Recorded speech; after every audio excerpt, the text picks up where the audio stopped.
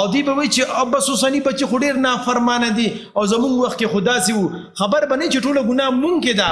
چې کوم سړی په نوکرۍ کې یا په کاروبار کې خپل ځان له ټایم نه ورکوي، خپل ښځو بچو له ټایم نه ورکوي، نو ټیک ته دی خو به پیسې ډېرې وګټي، خو بیا به په دغه مال باندې به نور خلک مزې کوي چې مونږ به نوکري او کاروبار هم ښه په نره کوو، خو د خپل صحت به هم خیال ساتو.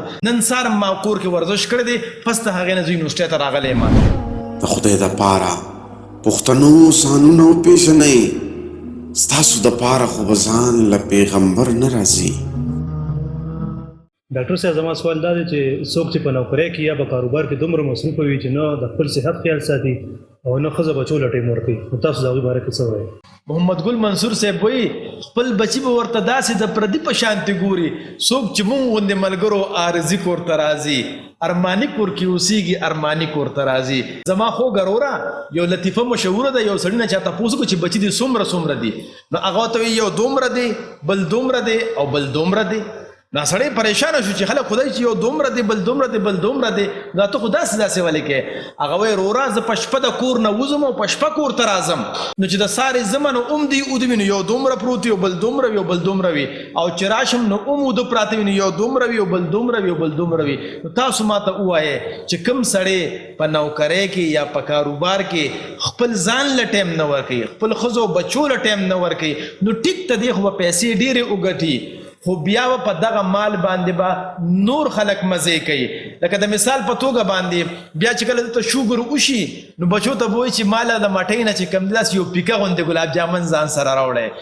نو د دې خبرې مطلب دا شو چې مونږ به نوکري او کاروبار هم ښه په نره کوو، خو د خپل صحت به هم خیال ساتو. نن سهار ما کور کې ورزش کړی دی، پس د هغې نه زه یونیورسټۍ ته راغلی یم. او دغه شانتې کله چې د سهار ټایم میلاو نه شي نو زه مازدیګرې ورزش کوم، ځکه چې د صحت خیال ساتل دا ډېر زیات ضروري دي.